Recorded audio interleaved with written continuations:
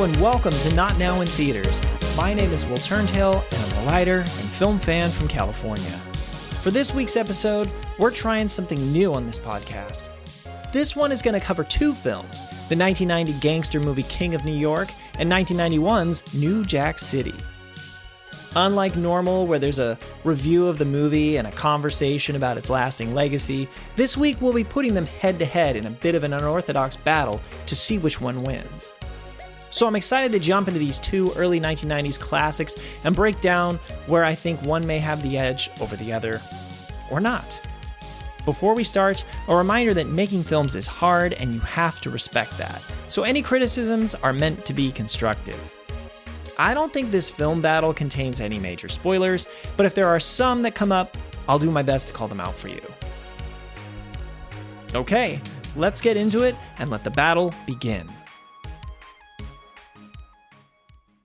King of New York 1990 versus New Jack City 1991. Back in the cable days, I would get King of New York and New Jack City crossed up. It's easy to do. Both movies have Wesley Snipes. Both films are about New York kingpins dealing drugs and building empires while cops work to take them down. And despite the similar premises, they were released within 6 months of each other. That's not the meager, approximately 90 days of breathing room for space rock disaster films Deep Impact to Armageddon in 1998, if you remember that confusion. Still, it compares to the 6 months from Tombstone in December of 1993 and Wyatt Earp in June 1994. A short window for two movies about the Earps that befuddled audiences and made Earp feel like a copycat, coming second. But other than dual sniping, these gangster rise to power movies play out in different tones, and I don't think audiences saw one as capitalizing on the other. Still, the films met different fates. The noir King of New York whiffed with general audiences and critics, but found fans on home video and has strong retrospective appreciation. Pulpy and lively New Jack City found a wave of box office success and favorable reviews, but may not draw today's audiences quite like King. So what's the difference? Well, having only seen bits and pieces of each, I wanted to find out. And in an unorthodox battle of these early 90s gangster films, which one comes out on top? Let's find out. King of New York. King of New York is cold as a caught fish flopping on the boat in the dead of winter. The film is supposed to entertain you, and it does, but it might not give two fucks if you like the movie or not. There are long passages where no one speaks. Limo rides through a nighttime New York, parties in deep blue low light, and many costumes are layers of black on top of layers of black. It's a neo-noir crime film from acclaimed director Abel Ferrara, director of Bad Lieutenant, that didn't do much business in its day, from what you can tell, and got a mixed bag of reviews from critics. The movie was written by Nicholas St. John, who frequently collaborated with Abel Ferrara. The pair wanted to create something distinct from the boilerplate gangster narrative, depicting a crime lord who was both generous and ruthless. I've heard the pre-production was something like 6 years long, and the financing came from independent and international sources rather than a major Hollywood studio. So when you think about it, this is like a big budget looking movie that's like an indie production. That rings even truer when you hear that it was often shot without permits, leaning heavily into realism by shooting on location rather than on sets. Shot entirely in and around New York City, the film features locations such as Sing Sing, Times Square, the Plaza Hotel, and Fifth Avenue. It's possible that the violence, darkness, and grit were just something people weren't quite ready for, but perhaps their kids would love it. It's said some audiences actually walked out of the theater, unable to handle this sober, dead-eyed look at gangster life. And notably, the movie was loudly booed at the 1990 New York Film Festival. Ouch, that's like a sports team getting fan backlash on home soil. But when people look back on it now, it gets a lot more praise. It's not quite a cult classic, but it's well remembered by those who saw it and liked it at the time. The film continues to find new audiences today, as evidenced by its current 74% critical and 77% audience score on Rotten Tomatoes. You can see it. There's Christopher Walken in the lead role and a supporting cast that you'll recognize. So let's sort this out. Is King of New York a good movie? The plot of King of New York. Notorious drug lord Frank White is released from Sing Sing Penitentiary, and for his homecoming, well, things erupt.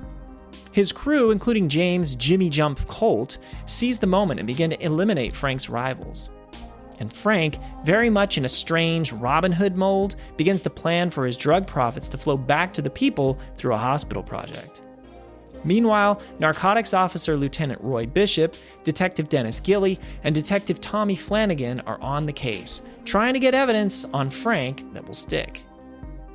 Can the detectives take Frank down? And just to walk you through the cast of this fine film, Frank White is played by Christopher Walken. James Jimmy Jump Colt is played by Lawrence Fishburne, though I think he's credited as Larry Fishburne at this time. Lieutenant Roy Bishop is played by Victor Argo, Detective Dennis Gilley by David Caruso, Detective Tommy Flanagan by Wesley Snipes. And you can read the rest of the main cast in the transcript. It's got a lot of names you might notice in there, like Giancarlo Esposito, Steve Buscemi, Paul Calderone, and the list goes on. And if you wanted to see a trailer for King of New York, I put one down in the quote links in this episode section at the bottom of the transcript. I'll be putting video clips of both movies, any screen caps I reference, and external links down there for you. So let's get into what's good about this movie. First up, let's discuss this cast of villains and heroes. Plenty of familiar faces fill out King of New York's cast, and the gangsters and cops avoid the stereotypes we are tired of. Christopher Walken, as lead Frank White, might fool you. His hair is always tall and back, like he's walking into a fan at every moment. But he's got the demeanor of a killer lizard. He's usually deep in thought. He's scheming, conniving, and bordering on unfeeling. Frank's a drug dealer who wants to give back, hoping to fund a hospital in a poor area of town. His motivation for this generosity? As murky as his next move on the street. It's like he's happy to profit off of people he has contempt for, those that would buy drugs, and eliminate any gang activity he disapproves of, like those of the Colombian cartel or Chinese triad, because they have human trafficking and prostitution. So as a gangster with a sense of honor, yet absolutely no mercy, in Walken's hands, Frank White is an uneasy, principled, scary boss. Yet thanks to Walken, he has a silly sense of humor, wailing in a high-pitched voice that, "You know I love money," when Jimmy brings him a briefcase full of bills. And for Frank's right-hand man, Larry Fishburne, now credited as Lawrence Fishburne, is Walken's equal. With his big chains and black hat, pistol-happy Jimmy Jump is hip-hop styled and ready to blast. Fishburne sells the finer details of the performance, such as the sauntering walk of Jimmy and the flashing of his teeth, which nail the character into your mind. And the rest of the cast is up for it. We've got CSI wisecracker David Caruso as Detective Dennis Gilley, a fiery pot of rage. Gilley is impulsive and, if not for that badge, could easily see him as Frank's enforcer in another life. Wesley Snipes gives the facial expression of the movie. His eyes and face in this photo, which I'll link in the transcript, sell the ultimate "how do you live with yourself?" as Frank's lawyer and lover, Jennifer, explains why Jimmy is getting out of police custody. Flanagan is moral, but full of "I'll kill you motherfucker" quips as only Snipes can give. And Victor Argo as Lieutenant Roy Bishop just wants everyone to calm down and do some police work, not consider vigilantism. There are also roles for Giancarlo Esposito, Paul Calderone, and Steve Buscemi, among others. Altogether, it's a firestorm of a cast with memorable characters. Next up, let's discuss the suave, the night. King of New York combines the rundown and urban with a sophisticated style. In the opening credits, we get the spirit of the streets as Frank White's stretch limo rolls down seemingly all of New York's avenues. And of course, we breathe in shots of gritty New York at night.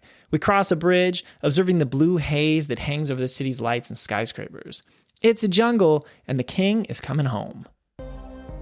Christopher Walken's dancing appears a few times in this movie, stepping outside the noir tone for a moment or two to show how he connects with and earns the respect of Jimmy and the crew. But it's as if there's a real effort to keep the color palette black, blue, gray, and pale white. The steel of light poles, the cut of the bricks, the crime on the subway. And let's not forget Frank White's lady bodyguards, beautiful and deadly, tucking a pistol into his pants and giving him a kiss on the lips. Lastly, the movie doesn't just kill off a character. If someone is going down, it is usually some sort of set piece executed with a bit of flair. It's a cool vibe from the early 1990s that you can't dismiss. Next up, it's the ruthlessness, the efficiency. King of New York is a brutal story and employs no-nonsense storytelling. It shies away from exposition you don't need. Many films would include some dialogue about Frank White's rise to power, explaining why all these men and women are under his command. Instead, it relies on you to figure it all out on the way. And the film also features intense confrontations. There are shootouts in small spaces, nighttime firefights, raids, a pistol blasting chase scene, and mano-a-mano, pistol-to-pistol face-offs. There's one death in particular I won't ruin, where someone crashes into something and dies that, makes you say ouch, and you feel it in the gut. Even in these 2020s, where we've seen so much since 1990, the film stands unapologetic and abrasive, which, in this case, you might admire. Now let's talk about what's not quite working so well in this movie. First, the movie doesn't quite have time to fill out. While King of New York wraps itself up nicely, you don't feel it has enough oomph to land the punch it wanted. You see, it's like we jump from the top for an epic flight to the bottom, only to see we haven't climbed the ladder of drama high enough to make all the falling epic. While there are many strong performances, the characters don't receive the drama they need for the conflicts to ring true. I have to agree with filmmaker and critic Quentin Tarantino in his take on the film on the YouTube channel James Whale Bake Sale, which I linked at the bottom of the transcript. The movie could have used more time, growing to potentially up to 2.5 hours. Granted, he loves this movie and feels this point, I think, less than I do. The police? Well, they want to arrest or even kill Frank and Jimmy and all the others. But do we really know the police? Not especially. We hang out with them at an officer's wedding, everyone is there, they're like a brotherhood. You get them. But their thing with Frank and Jimmy and the others? I don't think it gets developed enough to form the crux of the movie or pay off as it should. And that beef between Frank and the Triad? It's not over in a minute, but it's gone quicker than takeout. Then there are Frank's dealings with the hospital. Again, just a little more space for us to see it would have been helpful. The film has good layers, they're all just a little underdone and compressed. Should I watch King of New York? They don't come slicker and edgier than King of New York. A noir crime piece with style, you will love the filmmaking and performances at work here. Had each of the little stories in the movie gotten that more time, this could have been a true masterpiece. Still, as it stands, it's a gangster film that any movie fan with an interest in that genre should check out. New Jack City. Having never seen this film before, I checked out a Reddit thread on New Jack City, and people say it is considered a cult classic among the Black community. And though I'm an outsider, you can understand why. Right there in the late 1980s, early 1990s, this was a time marked by Spike Lee's Do the Right Thing, John Singleton's Boys in the Hood, and other films made by Black directors that focused on Black characters. It was a moment to step into the neighborhoods of the Black community, opening them up to the rest of the world to see what they had to say about life in the early 1990s. So we're dealing with source material here that has close connections to many people's formative years, which they feel represent them. And all the roots in this movie peel off in different shoots and run deep. The movie is Mario Van Peebles' directorial debut. Van Peebles' father, Melvin Van Peebles, is credited by some with starting the blaxploitation genre with his film Sweet Sweetback's Badass Song. Yes, it's spelled with all those extra letters if you look at it in the transcript. So iconic Black films, that's clearly in the Van Peebles' blood. But as this article by the Substack Snob Hop points out, Van Peebles wasn't the only one kicking off a career moment. Wesley Snipes was a bit of a known commodity with a few roles behind him, including baseball comedy Major League, and Spike Lee's Mo Better Blues, and of course, King of New York. But New Jack City launched Wesley Snipes as a star and a leading man, propelling him into movies like White Men Can't Jump, Demolition Man, and eventually the Blade franchise. The film also marks an early role for comedian/actor Chris Rock, a very young Chris Rock in this film, which helped cement his acting career. And rapper Ice-T was cast in a lead role, which is big for him individually, but also for rappers crossing over into movie stardom. Rappers had been in movies before, but I can't think of another leading performance that predates this. Ice-T's star turn would help pave the way for the likes of, say, Ice Cube and Will Smith to make that transition. If you're wondering where the title comes from, and yeah, I was because I didn't know, New Jack is slang for newbie or newcomer. So the idea is that new drug dealers become the kings, I think.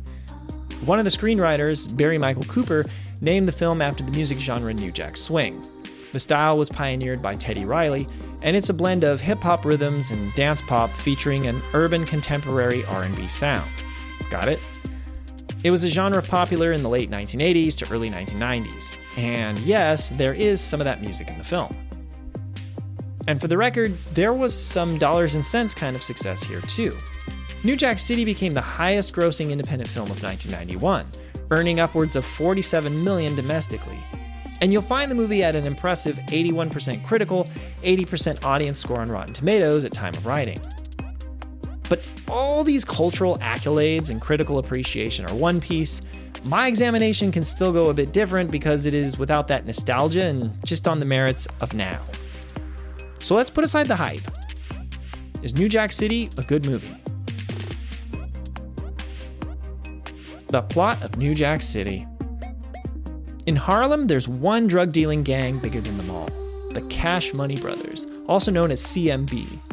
Led by Nino Brown and his number one Gerald G. Money Wells, CMB has turned the Carter apartment complex into his personal crack house, kicking out every tenant and escorting the landlord out with a shotgun. Meanwhile, Detective Scotty Appleton is sick of Nino's gang and wants them brought to justice.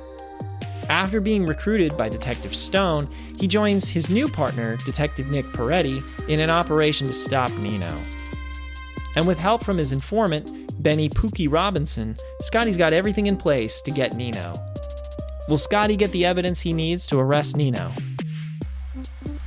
And just to walk you through the cast, Nino Brown is played by Wesley Snipes, Gerald G. Money Wells is played by Alan Payne, Detective Scotty Appleton is Ice-T, Detective Stone, Mario Van Peebles, Detective Nick Peretti is Judd Nelson, and Benny Pookie Robinson is Chris Rock.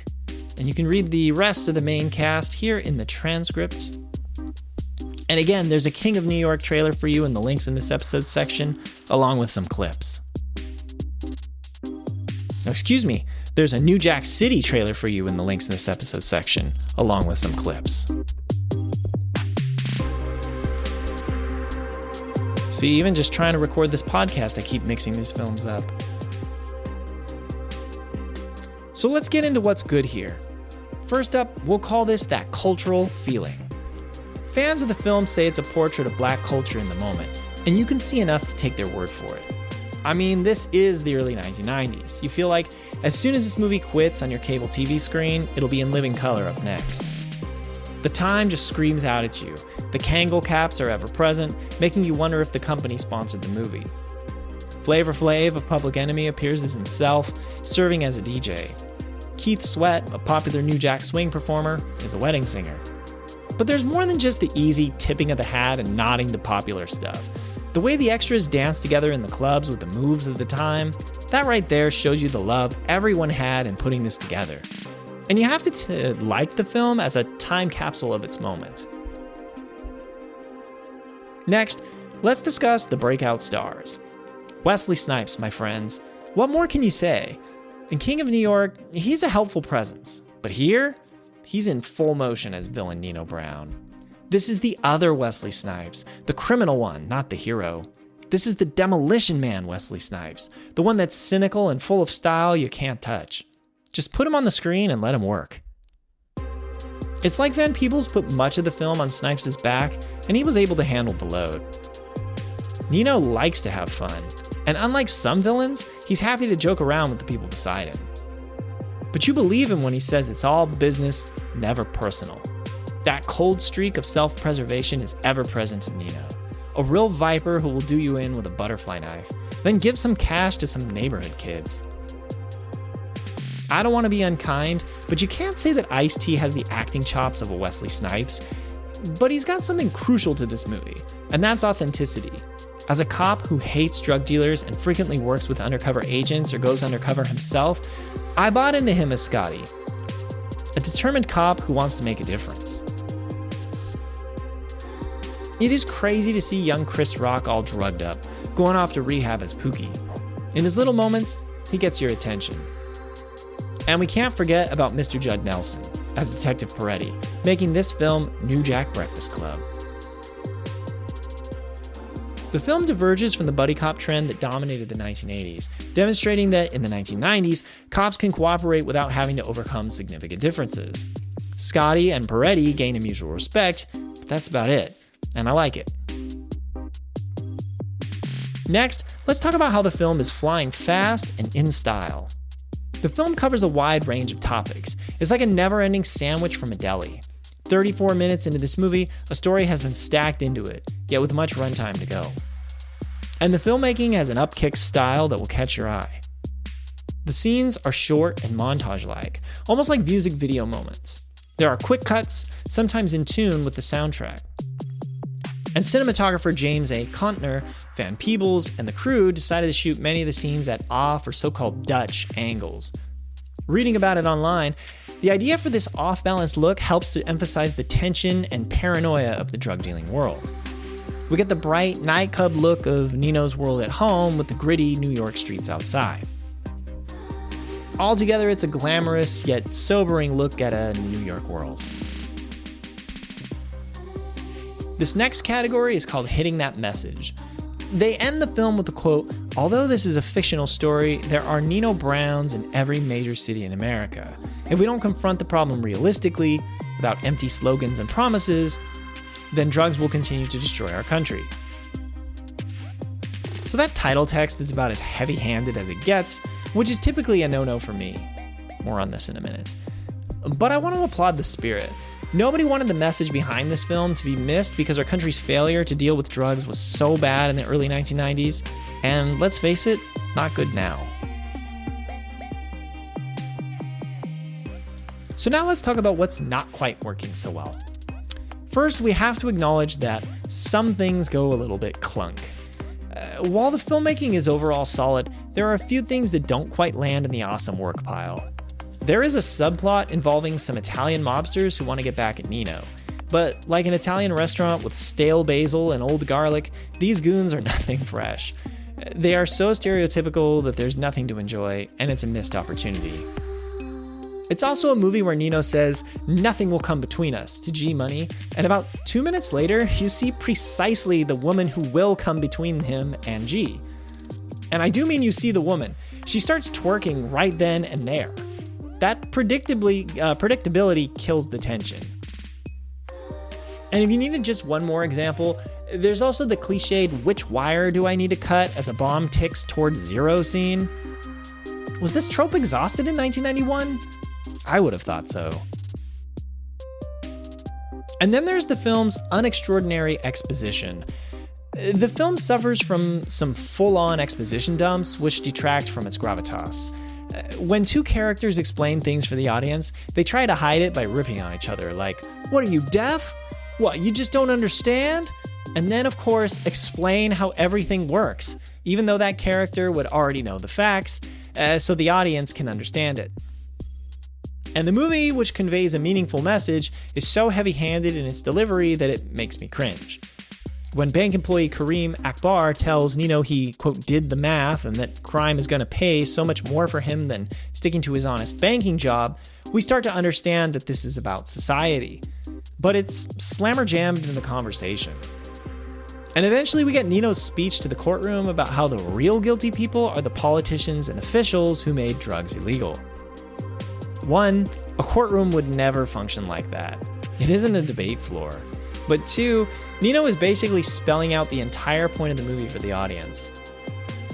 And even though I like the film's point, having your character just monologue it all for the audience isn't the skilled way of getting it across. Should I watch New Jack City?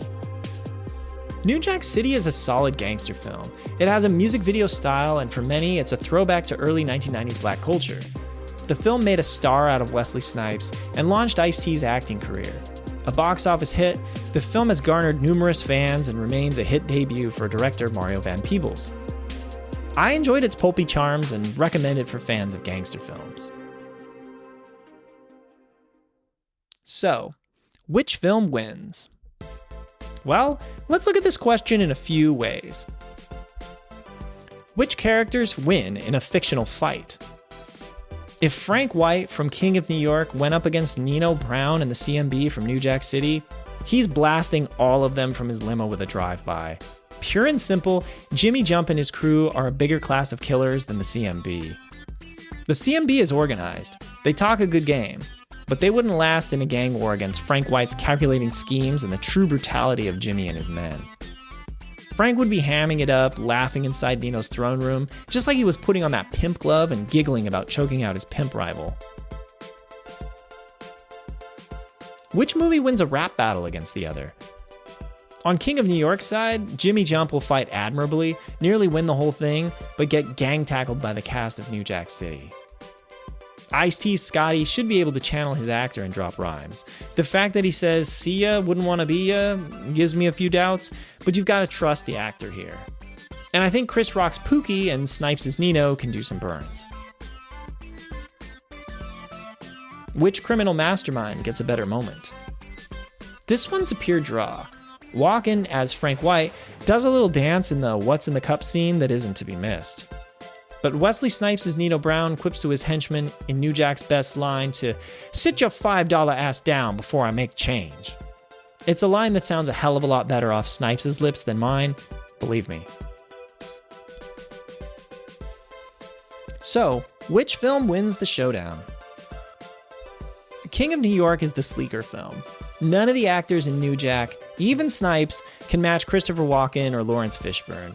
You're talking two all-timer type bests there. And there's a suave factor, a bleak and disturbing quality to King of New York that might just stay with you. It's bleaker than some films would dare to go, off-putting at first, but bold when you consider it.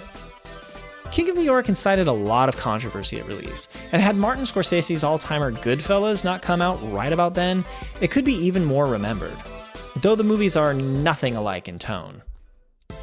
New Jack City is less subtle, at times heavy-handed. It has its qualities, but doesn't have the suave, slick style Ferrara imposes on King of New York. But New Jack City has something King of New York doesn't. Despite being a gangster film and somewhat exposition-heavy, with a bit too much over-the-top messaging, New Jack City has heart. It's got a message, one it tried to sell the entire time about drugs. About how our government and society at the time were leaving communities to suffer from drug lords, about the issues in our criminal justice system that needed addressing. And let's face it, still do. And as a celebration of black culture, it feels like a touchstone to the community of people it depicts, and its plot is more complete than King of New York, which left a piece or two out of the picture. So, as cliched as this sounds, King of New York was on track to be a better film, but New Jack City is a better movie. Still, if I had to pick one to tell people to watch, King of New York excites me more. It reaches greater cinematic heights and features more skilled hands at work. It's just got gears New Jack can't go to, even if it missed a beat or two. But if you're a film fan, just go ahead and watch them both.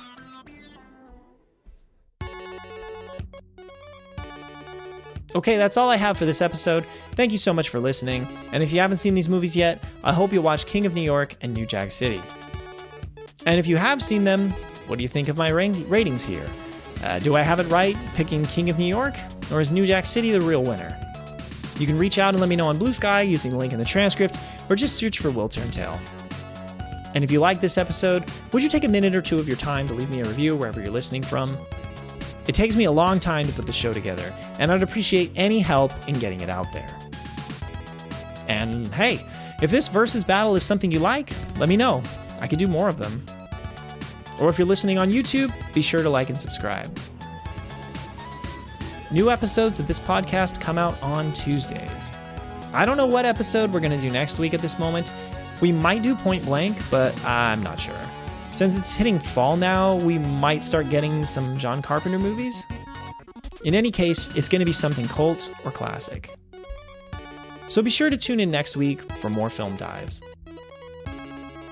This podcast episode is a production copyright of Overegged Media, LLC, located in Sacramento, California. Reference photos linked in the transcript are copyrighted by the Internet Movie Database. This review's factual information was gathered through online sources like Wikipedia, IMDb, or interviews. Misrepresentations and errors are possible, but unintentional. Introduction music, Neon Laser Horizon by Kevin MacLeod, licensed under Creative Commons by Attribution 4.0 license. And the exit music and additional music are also by Kevin MacLeod of Incompetech.com, licensed under Creative Commons by Attribution 4.0 license. The names of those songs are Voxel Revolution, Envision, Galactic Rap, Dreamcatcher, and Aerosol of My Love. Goodbye for now.